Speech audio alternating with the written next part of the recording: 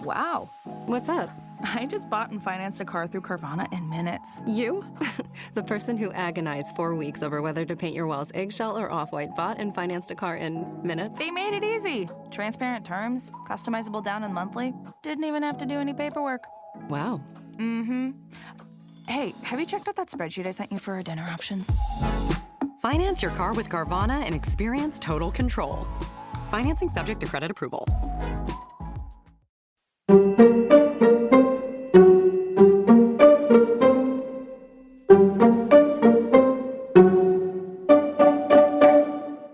Dun, dun, dun. Oh my God. This is a serious episode, Austin. Okay. I'm excited to hear it. Doesn't mean I'm not going to have any personality.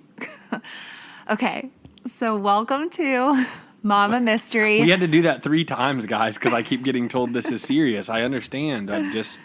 Okay, Right. Let's get started. I've been watching football all day. Kelly's been writing this story all day. I'm actually really excited to hear about it because I know it's like buzzing in media right now. He and has it's crazy. no idea what's going on. No, so don't judge me because I get a little bit excited. Let's go. All right. Roll it. So I want to take a quick second to shout out our new Patreons. So Tori Lane, Andrea Murray, Shout out. Emily Ledbetter, Jennifer Williams, Let's go. and Yomi Havron. Hell yeah. Thank you, guys. Thank you. And Before we get started, can I say something? yeah, go for it. There's some Mama Mystery merch going on right now. Oh, there is. Yes. I didn't want to talk about it I'm going to talk during about this it. episode, but we can go ahead and talk about it real quick. We launched some merch. It's on Spooky. mamamystery.com. There's 2 things to choose from. If you're a Patreon, you get 20% off. And Okay? it's spooky. And it's spooky. And we'll talk more about it the next episode. And this is kind of like a bonus episode I'm releasing as this is going on. So, We've been on up-to-date stuff lately. yeah, I mean, this is wild. Today we are talking about the disappearance of Gabby Petito. I saw it on my Google headline when I logged in, and I'm looking forward to hearing this. Okay. And it sounds really sad.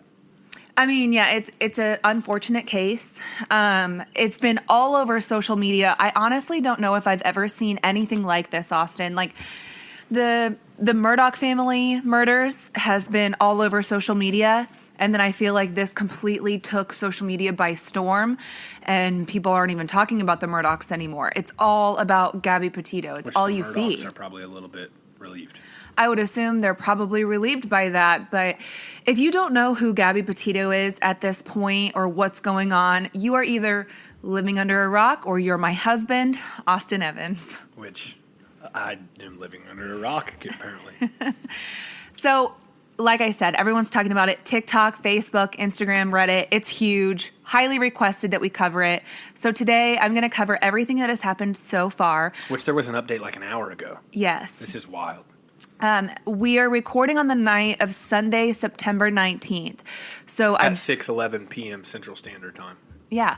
So I've done my best to culminate all the important stuff so far up until this very minute. Okay. So this is the case, or this is the episode you're going to want to listen to get caught up. And I just want people to know that behind the scenes of Mama Mystery, I've been at home with the kids all day while Kelly's been writing all day at the office. It's life of Mama Mystery. Thank you, Austin. I think that's cool to know. It is. I mean, I got a ton of requests on this case. I debated covering it because everyone is talking about it. So I was like, well, what new information am I going to have to offer? But I think I might be one of the first podcasts to be releasing an episode with the most recent update that just happened. So, I mean, I guess there's that. But let's go ahead and get started. So Gabby, or Gabrielle Petito, was born on March 19th of 1999 and raised in Blue Point, New York, which is located on the southern half of Long Island. Her parents are Nicole Schmidt and Joe Petito, who have since split and remarried. She graduated from high school in 2017, and throughout those high school years, she posted on her Instagram of various trips that she would take, indicating that she had a love for traveling. You could tell that she was very creative, a free spirit, just one of those, cool girls. She traveled to Costa Rica and various beaches along the Atlantic coast of the U.S., and then started kind of gravitating inward towards the Midwest and the West Coast. She just really loved adventures. So in 2018, she reconnected with an old friend from high school. I guess they kind of grew up together. He was also from New York. His name is Brian Laundrie. And in March of 2019, they officially started dating. They seem to have a lot in common in regards to traveling, art, and just taking the road less traveled, right? In 2019, she posted a lot on her Instagram. In fact, it seemed as though her Instagram was kind of shifting, transformed, and dedicated to travel blog posts. Like that was all she was posting about. But one thing I noticed while scrolling her Instagram feed was that she didn't post a picture of Brian until their 1-year anniversary, even though a lot of those trips were taken together. And I'm not saying that's important. That's just something I noticed. So Brian's family lived in Northport, Florida, which is about an hour and a half south of Clearwater and Tampa. It's on that Gulf side. And in 2019, Gabby and Brian moved to Florida to live with his parents while they saved up for money for their van life trip, which we'll talk about in just a minute. I guess they worked together at Publix. At one point, Gabby said that she was a nutritionist. So I'm not sure if she was like a nutritionist for Publix, but I know they were working together. So in July of 2020, Brian and Gabby went on what Brian described as, quote, a little romantic getaway to the mountains. On what day? This is July of last year, Okay. 2020. So they traveled to this venue. It's actually like a wedding venue, and it's called Deep South Farm, which is in northern Georgia. And it was here that he proposed to Gabby, and she said yes. In Brian's post, he wrote, quote, my biggest fear is that one day I'll wake up and it will all have been a dream, because that is what every second has felt like since the moment we found each other. Till death do us part, or until I wake up, I'm so happy the answer was yes. Love you, honey, end quote. And on Gabby's Instagram, she posted a picture from their first date, which was eating sushi together. And the caption that she posted said, quote, here's a picture from our first date because I have so much love for you. Brian asked me to marry him and I said yes. Brian, you make life feel unreal, and every day is such a dream with you. Hashtag sushi on the beach, hashtag fiance, end quote. So after they got engaged, they posted more about their travels and adventures with pictures and videos, and it was around this time that the pair started saving and planning for a 4-month-long road trip from Florida all the way up to Oregon. They bought a 2012 Ford Transit van and converted it into this like teeny tiny home. I know people who have done that. Yeah, I've seen it done with vans, but at Ford Transit, that's small. Seems small, yeah. That's really, really small. So the plan was to leave in July and drive it all across the U.S. to Oregon while stopping at like various national parks and eventually meet up with a friend for Halloween. So they created an account on an app called The Dirt, which is spelled with a Y. And this app is used by campers and adventurers alike to plan camping trips, read reviews about various campsites, and access resources at locations all over the U.S. Okay, this is like a camper's dream. They also created a YouTube channel to document their adventure and their tips and tricks for living in a van. So, however, when you look at their page, there's only one video posted to that account, which as of right now has 2.2 million views. Holy crap. It's an 8-minute... When was it posted? Oh, go ahead. It's an 8-minute long video called Van Life, Beginning Our Van Life Journey, and it was posted on August 19th of 2021. So they started their journey in July, but they didn't post this video until mid-August. They actually embarked on July 2nd, and their first documented stop on their Instagram was at Monument Rocks in Kansas. Then they went to Colorado Springs and the Great Sand Dunes in Colorado. By mid-July, they made it to Zion National Park in Utah. That's like in the low southwest corner of Utah. And her captions would often either be really short with just a couple of emojis and a couple hashtags, or they would be maybe a paragraph long detailing their stop. Gabby's post that followed included a lot of beautiful national parks. They'd park their van and sleep either in the van or in a tent within the park. So in August, her posts started getting more detailed, and you could tell that she was getting the hang of this travel blogging thing. And it was around this time that their first and only YouTube video aired as well. So Gabby was obviously working really hard at creating content for this travel blog that she was making. And she was also working on a website that never did come to full fruition. And right now, the page actually says that it's still under construction. Her Instagram pictures were beautiful, thoughtfully curated, as well as her captions. And her second to last post was on August 19th. And it was of her legs kind of like hanging out of the back of her van, just admiring the view, with a caption about taking care of national parks. Was the blog or was the Instagram page gaining traction before this case? Not much, but the page as of now has over 500,000 followers. Holy crap. It's Gabs Petito, Gabs Petito. So, What is Petito's her last name, yeah.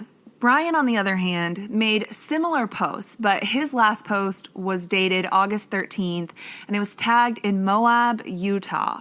And the caption reads, this is so weird. The caption reads, quote, "Humans are primates, great apes in fact, but I don't know all about how great we are as a species. Chimpanzees share 98.8% of their DNA with humans, our closest living relative. But as I see it, every living creature is in some way our relative, even trees. Only 800 million years ago, animal cells Only 800 million. started appearing on Earth, comprised of mainly blah, blah, blah, more psychobabble wannabe deep bullshit, essentially. Goes on to say, this tree doesn't require an Apple Watch. It doesn't stream its favorite shows or have a microwave oven, pay health insurance, or drink grande iced caramel macchiatos, which I take personally because I like that drink. But that's neither here nor there. It is just a tree, but you rarely see geese riding jet skis or wearing designer clothing either. So he was eating shrooms, is what we're getting at. I mean, it is known that they like to toke a little bit, but This was more than marijuana. this is just weird. I mean, it's like you're trying too hard. Let's reel it back, reel it in, okay? So that post was made on August 13th, okay? August 12th. So I mentioned that Gabby's second to last post was on August 19th, right? But I want to venture back just a week to what wasn't seen on her or Brian's social media. On August 12th, Gabby and Brian were in Arches National Park in Utah when a call came into the Moab Police Department around 4:30 that evening. The report filed states in part, quote, "Officers were dispatched to report a domestic problem that had taken place near the Moonflower Co-op. It appeared that a male and female had left the scene after the male and female had engaged in some sort of altercation. It wasn't clear, but I believe it was reported that the male had been observed to have assaulted the female," end quote. Man, I already don't like where this is going. Like So- at the beginning, whenever you started saying they're going on a van adventure across the country in the middle of nowhere, it's just like, this isn't going to be good. So when the officer in the area goes to look for their van, he finds them traveling on the highway, and he initiates a stop after he observed the van leave their lane and then strike a curb before coming to a stop at the entrance to a park. And the entire event is captured on the officer's body cam, and it's all been uploaded to YouTube, but it's over an hour long. So if you want to watch the entire thing, it's there. But in summary, when the officer approaches... Did you watch the whole thing? I watched most of it. What the heck? So when the officer approached the van, Gabby and Brian were in the front seat with Brian behind the wheel. And Gabby is visibly upset. She's crying, sobbing. Actually, her tone is very calm and collected, but she is talking through uncontrollable tears. And the officer just politely asks what's going on, why she's crying, and she says, we've just been fighting this morning, some personal issues. I pulled a clip from this traffic stop, and I'm going to go ahead and play it for you now. What's going on? How come you're crying? I'm sorry, we've just been fighting this morning. Some personal issues. It was a long day. We were camping yesterday, and camping got flies and stuff. I'm sorry I hit the bump there. Some days I have really bad OCD, and I was just cleaning and straightening up the back of the van before, and I was apologizing to him and saying, I'm sorry that I'm so mean, because sometimes I have OCD and sometimes I just get really frustrated. Not like mean towards him, I just like, I guess my vibe is like, you're like in a bad mood. You want to tell me about those scratches on your face? She hit herself on her hand. That's why I was pushing her away. Because she wanted me. I like the keys so I could walk away. I said, let's just take a breather and let's not, go anywhere. Let's just calm down for a minute. She was getting a little worked up. And then she had her phone and was trying to get the keys from her. So that way I was just trying to. I know I shouldn't push, but I was just trying to push her away to go. Let's just take a minute, step back and breathe. And she got me with her phone. Can I see your hand? Oh, you got a mark right here. Oh, that's from a wire. That's from a wire? Yeah. You want to tell me about hitting that curb? Hitting the curb was her grabbing the wheel. She grabbed it. So he says that he has a cut on his hand from a wire. I know it's kind of hard to hear because the feedback is kind of loud. But the gist of the altercation is that Gabby was cleaning and organizing the van when Brian climbed in with dirty feet, which irritated Gabby. So they got into this scuffle. Gabby was trying to get a phone from Brian. I've read different reports. One said a phone, one said the keys to the van. Either way, Brian was trying to lock her out of the van. And according to the police report, Brian tried to distance himself from Gabby, saying that she needed to go take a walk to calm down. But she didn't want to be separated from him because she was afraid that he was going to take the van and phone and leave her there. So she began slapping him, and he grabbed her face and pushed her back as she pressed upon him and the van. He tried to lock her out of the van and succeeded except for his driver's door or window. Again, there's two police reports and they conflict. So it was either the door or the window. But she reportedly crawled through and forced her way over him and into the vehicle before it drove off. So the reason the call was placed in the first place was because a bystander watched this whole thing go down and called the police himself. So when Gabby and Brian were pulled over and talking with police, that's when Gabby admitted that she had severe anxiety. Both Gabby and Brian desperately did not want anyone to be charged. In fact, Brian said, quote, I'm not going to pursue anything because she's my fiance and I love her. It was just a squabble. Sorry it had to get so public. So he was still referring to her as his fiance at this point. But when the police were interviewing her, they deemed her to be the aggressor because he did have some scratches on his face. And I mean, their stories lined up. So obviously she got really upset. It wasn't handled appropriately. And yeah. In the report, the officer wrote, quote, it appeared that this incident was more accurately categorized as a mental or emotional health break than a domestic assault. So the officer found Brian a hotel for the night and urged them to just cool off and stay separated for the rest of the night. So Gabby was going to stay in the van, which, by the way, is in her name, and he was going to go stay at a hotel. So it's also worth noting that in the report, Brian admitted to the officer that they both suffer from blank. I assume it says anxiety, but the word in the report has been redacted, so I think it says anxiety. That's just my guess.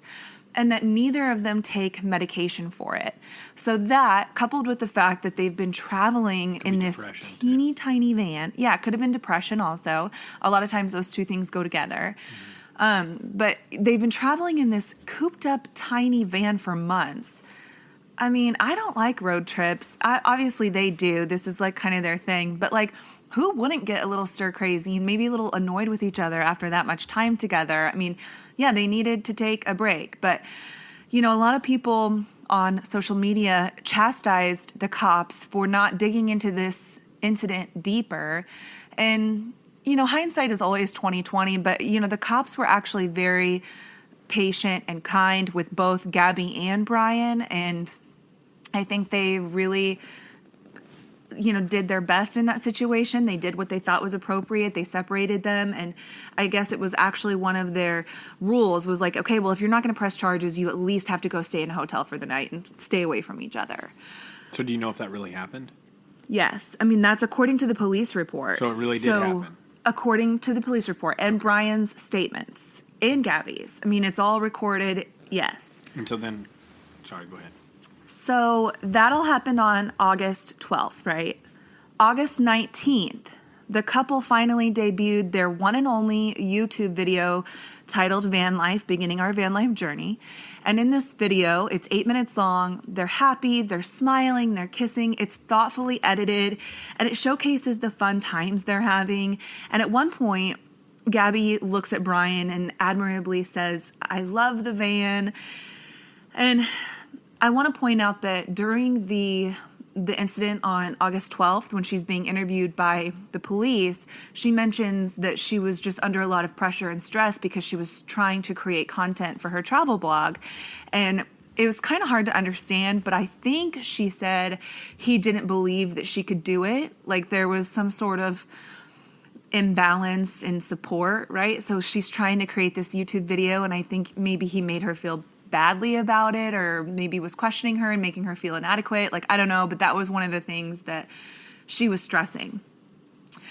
So August 23rd, 24th, okay? So the video was debuted August 19th, the 23rd or 24th.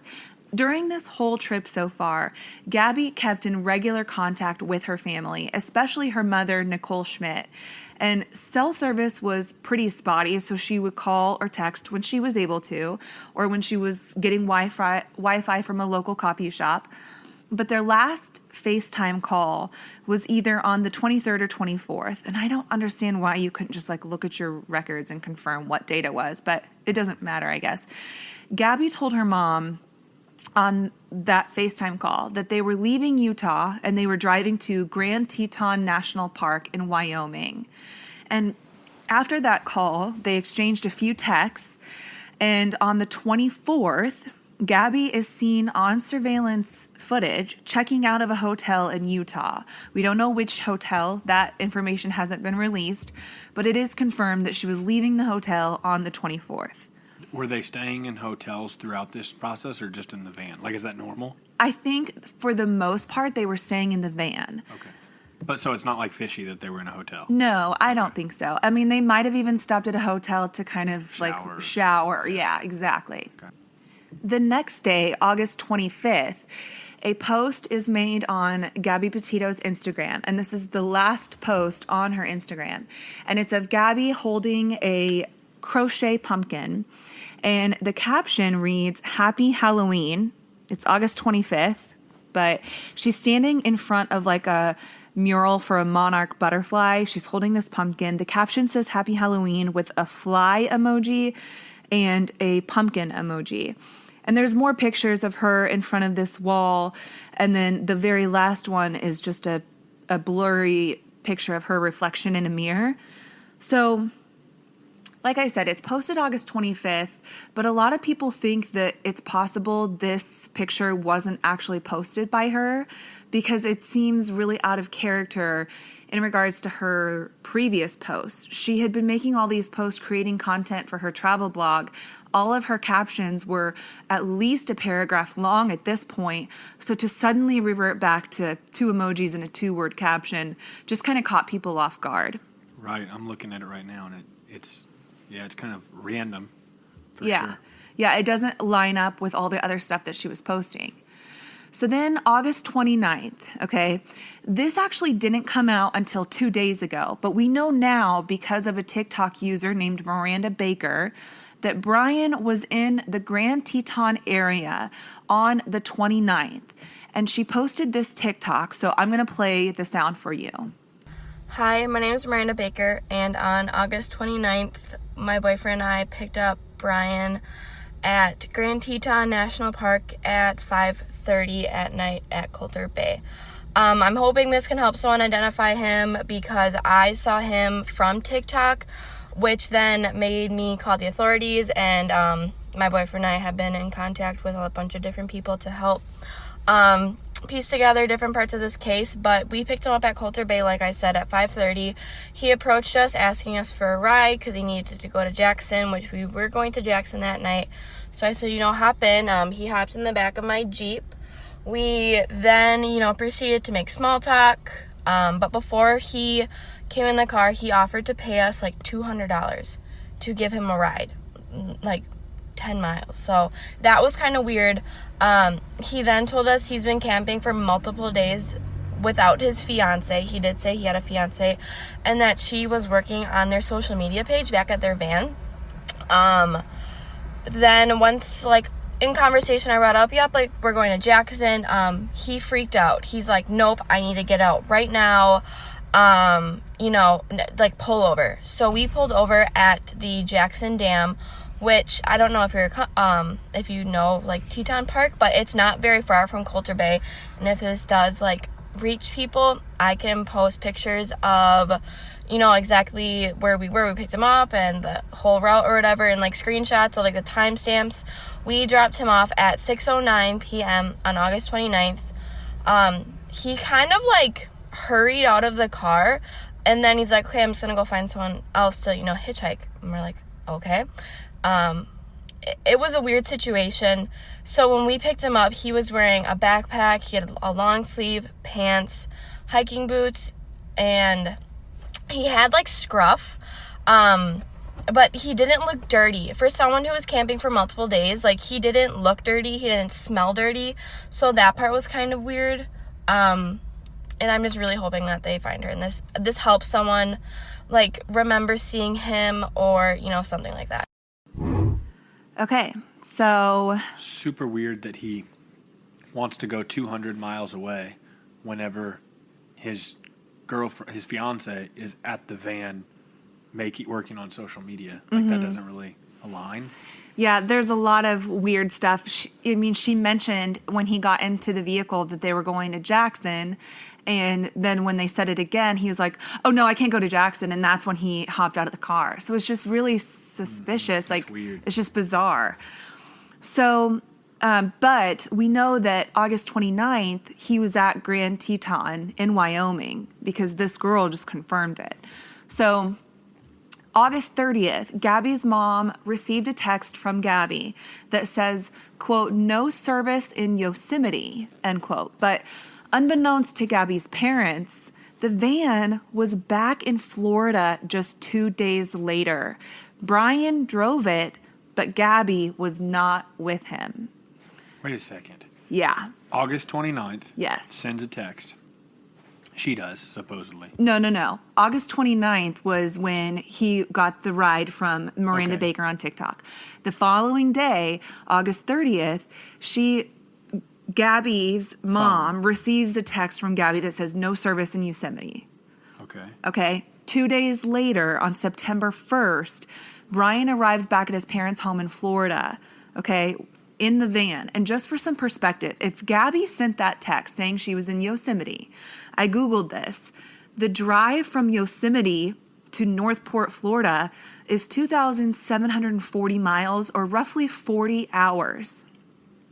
So unless he left Gabby in Yosemite and she failed to tell her parents that even though she had her phone to text her mom that there was no service, she would have said, hey, he left me here. So remind me, where's her parents live?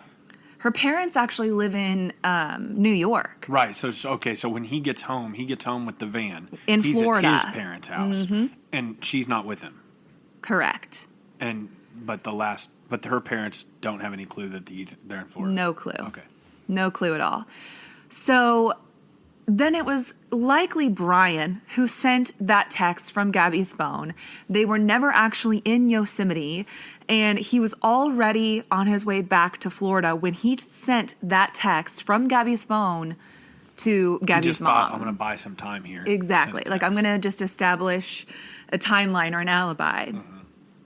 Cell phone records have been subpoenaed, to my understanding. However, those reports have not been released or made public, if they've even been made available yet, because I know sometimes those things can take time.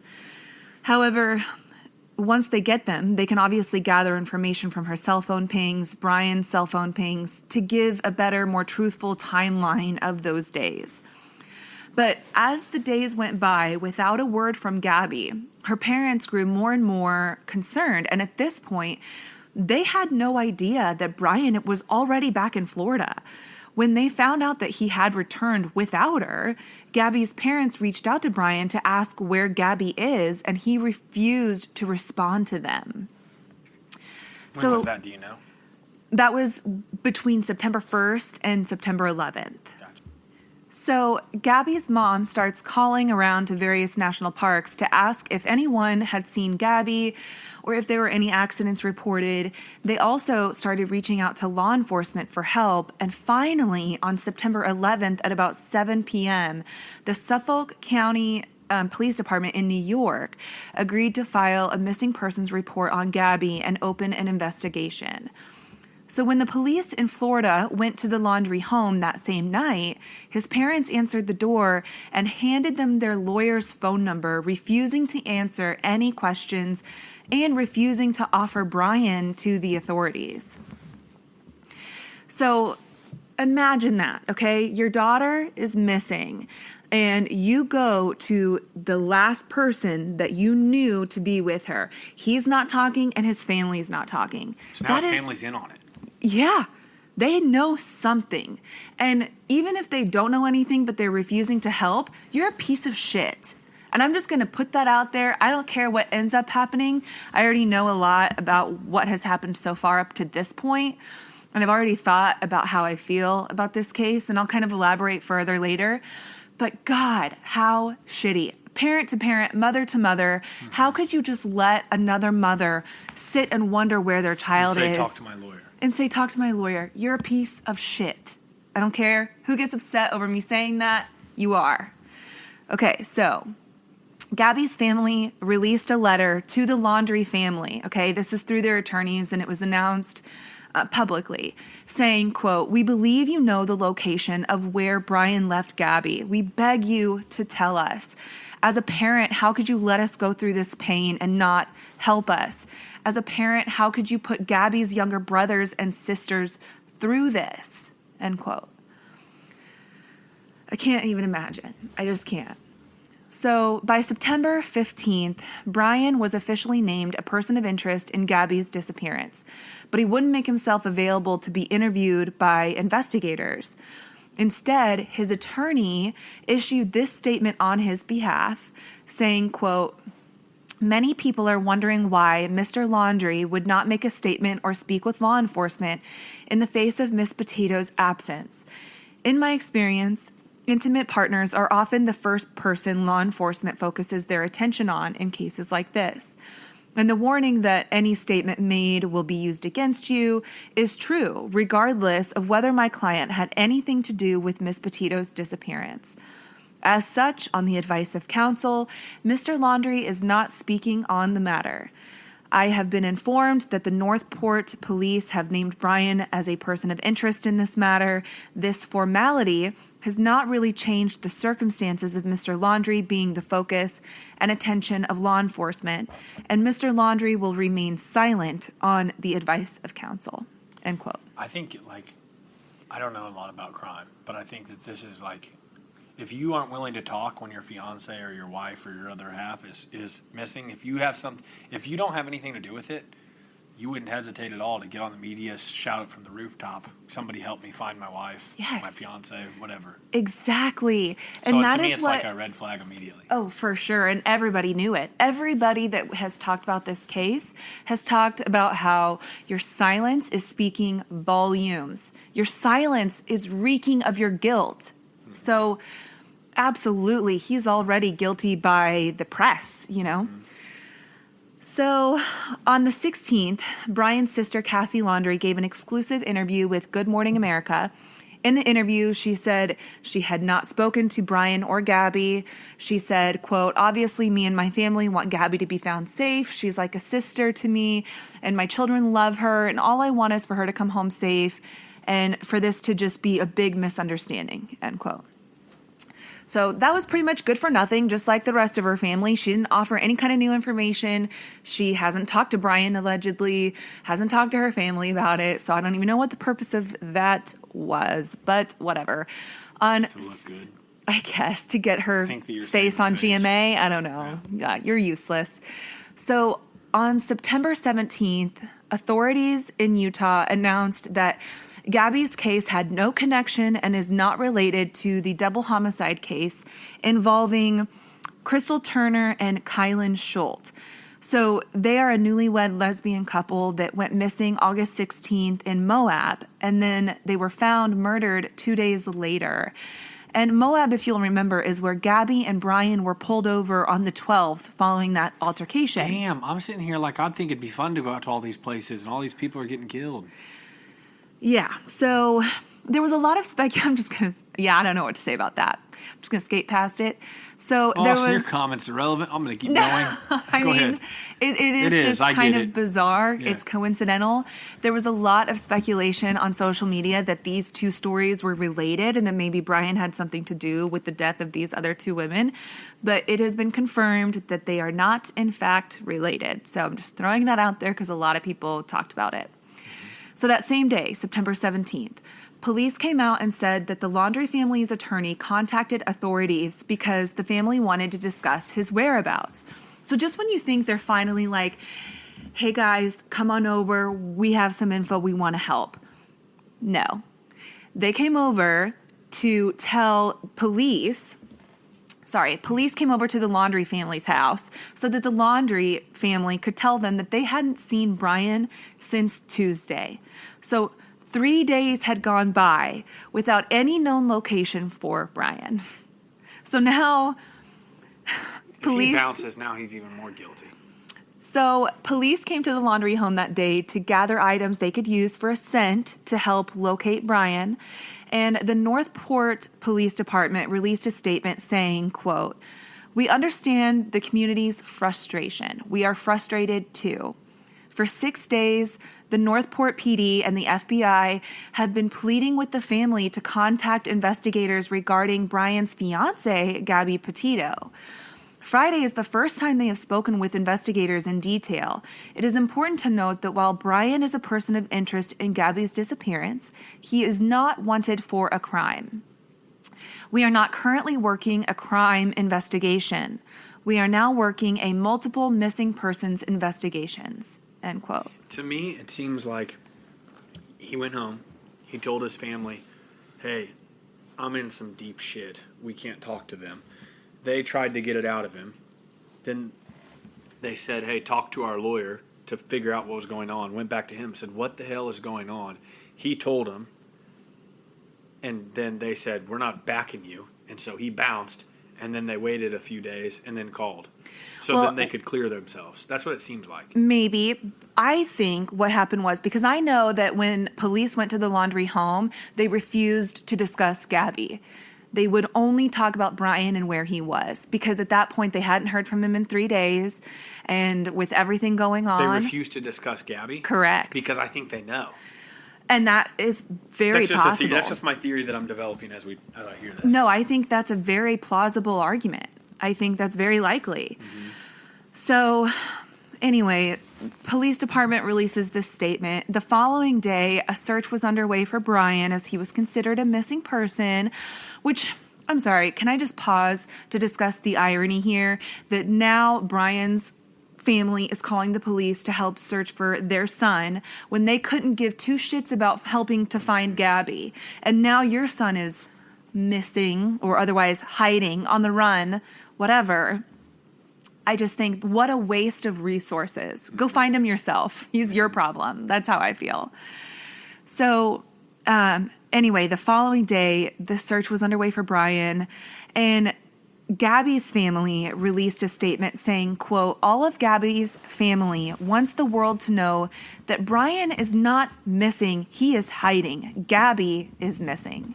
End quote. And Amen I love... to that. I'm glad she stuck up for her. Yes, I'm so glad that they released that statement, because let's not lose focus of who's really in danger right now. Right. Brian's family told police that they believed Brian went to the Carlton Reserve in Venice, Florida earlier that week. They believed he was hiding out. According to an article in by ABC7 in Sarasota, Florida, the police confirmed that Brian's Mustang was picked up by the Laundrie family at the Carlton Reserve, and his family drove it home. They know. What it feels like to me is it feels like parents trying to, like, they know their kid is wrong, but they really don't want to see them go down. Mm-hmm. And so they're, like, trying their best to, like, protect him, not be involved, but also protect him. And so it's like, hey, we'll come get your car and we'll tell them in 3 days that you're missing, but we're not going to have your back on this because you did the wrong thing. And we don't have your back, but I understand we don't want you to get in trouble, so go ahead and run for your life. That's what it feels like. Did you think that as all this was going through? Absolutely. Okay. The fact that they went and picked up the car, they found the car at the reserve and drove it home. We'll drive it home for you, Brian. What were you thinking? Like, what How were are the they not an plausible accessory? theories? Exactly. Like, you find his car at the Carlton Reserve rather than stay there and find him and leave it there so that in case he comes back to the car, he can drive it home. Mm-hmm. You drive it home and you tamper with what could be evidence. Mm-hmm. Stupid. So anyway, so this is like September 18th, 17th? Yeah, this was the 17th, I believe. So this is Friday. Yes. And this is Sunday. This is nuts. Today is Sunday, yeah. So this is all happening in real time. So the Northport police did say that it was possible that Brian could have hurt himself, which is what I think we are all thinking at this point. But it's possible that he didn't. So, yeah, I mean, that's a theory. Yes, he could have gone to the reserve to commit suicide. And I don't think anyone would be super surprised by that if he did. But I think it would be a really cowardly thing to do considering you're the only one who at that point knows what happened to Gabby and where she is. Keep going because I'm anxious to know what happens. Yeah. Okay, so as I was writing this, I got a huge update So wait, through... before you started writing, was this as far as you were? Yes. Okay, go. Literally, like, it happened as I was writing today. I got a huge update through FBI Denver's Twitter account announcing, quote, "Our law enforcement partners will provide an update in the investigation into Gabby Petito's disappearance," end quote. And this was following the news that a body had been discovered in Grand Teton National Park and that the county coroner was on the scene, which is a very, very bad sign. So I, of course, logged on. Why is that a bad sign? Mm-hmm. Well, when a coroner arrives on the scene, it confirms that a body has been found. And when the last known place that we know Gabby was Grand Teton National Park, and a body is found, I mean...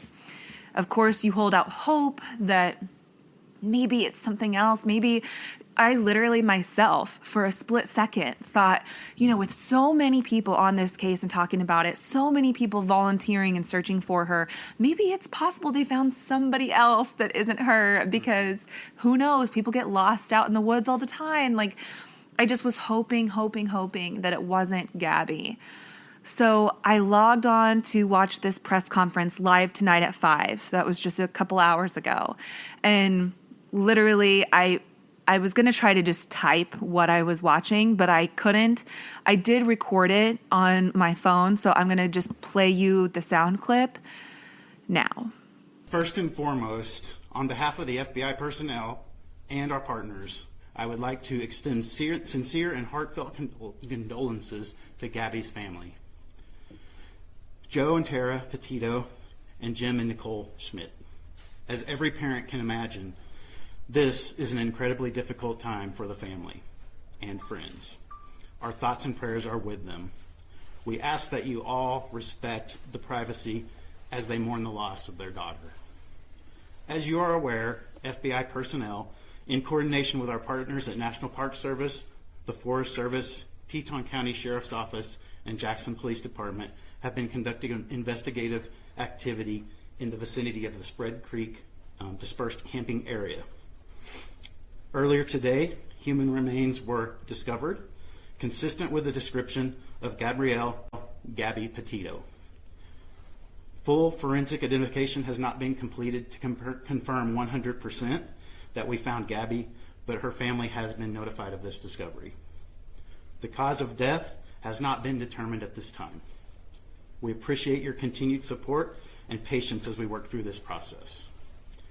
The vicinity around Spread Creek campsite will remain closed to the public until further notice.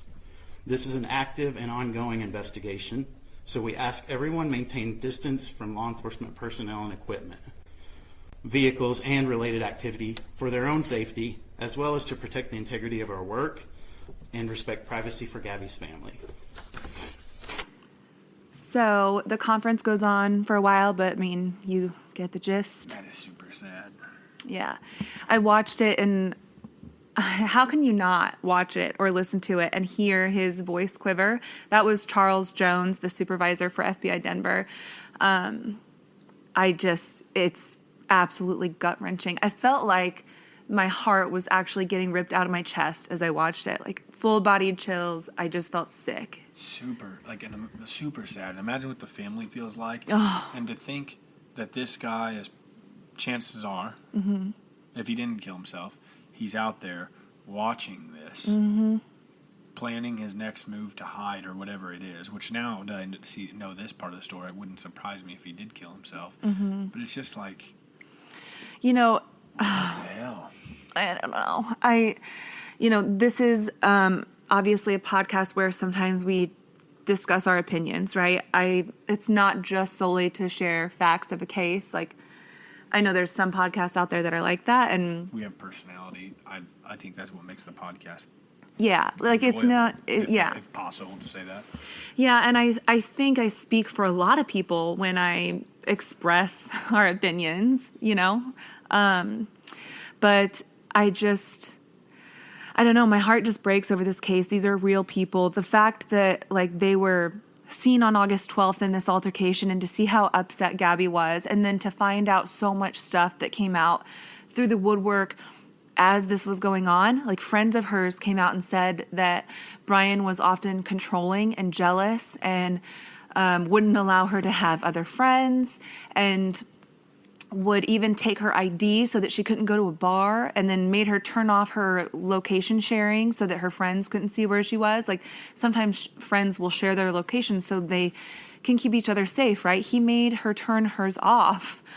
And for what? Like, it's her friends. I mean, she moved to Florida to be with him, left her family in New York, right? And she had one friend in Florida that she met through Bumble BFF.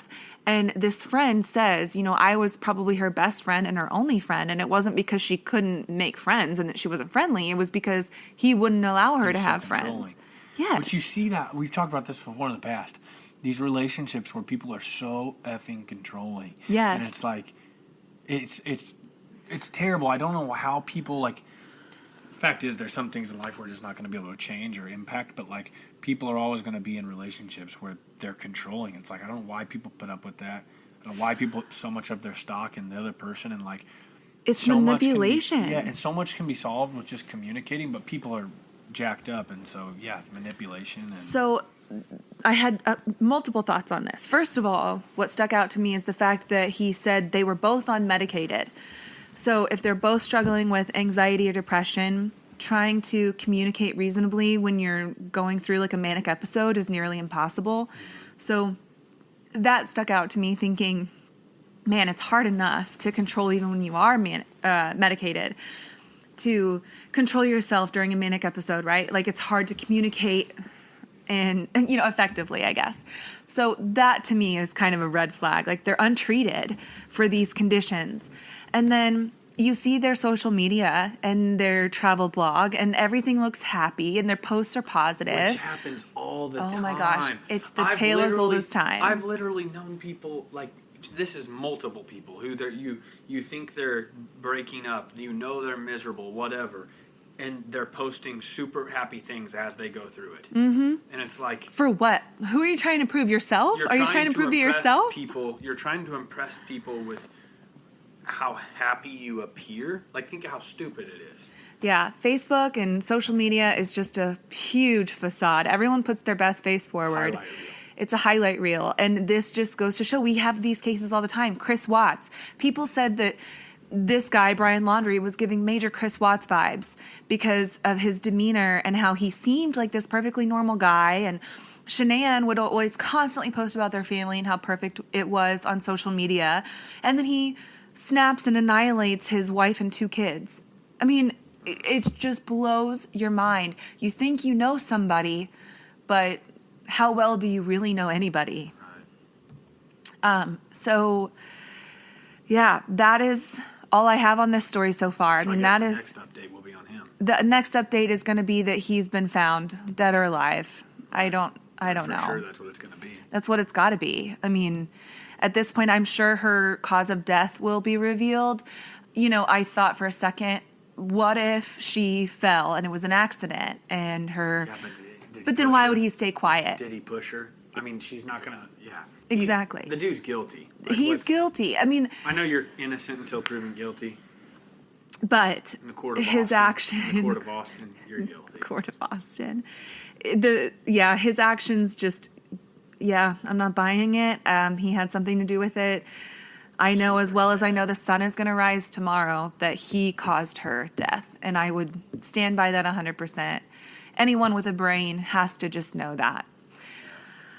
So that is it for today's episode. I can't think of anything else off the top of my head. I know there was a lot. I couldn't have gone out and read a article and figured out all this stuff. I did read a lot, and I put them all in the sources of the script. Do you so cite if all your sources every time? I do. Holy crap! So if you are a Patreon member, you can access the script to every episode, and I always put the sources at the bottom. There might be like 1 or 2 rogue episodes where maybe I forgot. I don't know. But this one has all the sources. So if you're interested in accessing that, our Patreon is patreon.com/Mama Mystery. And we appreciate the Patreons. Yeah, absolutely, 1,000%. Any update on Murdoch?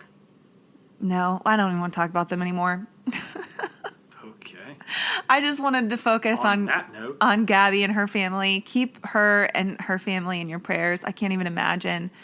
But I know there's a lot of people thinking of them, so hopefully that's at least a little comforting. I don't know. Mama Mystery out. Bye. Have a good week. Mm-hmm.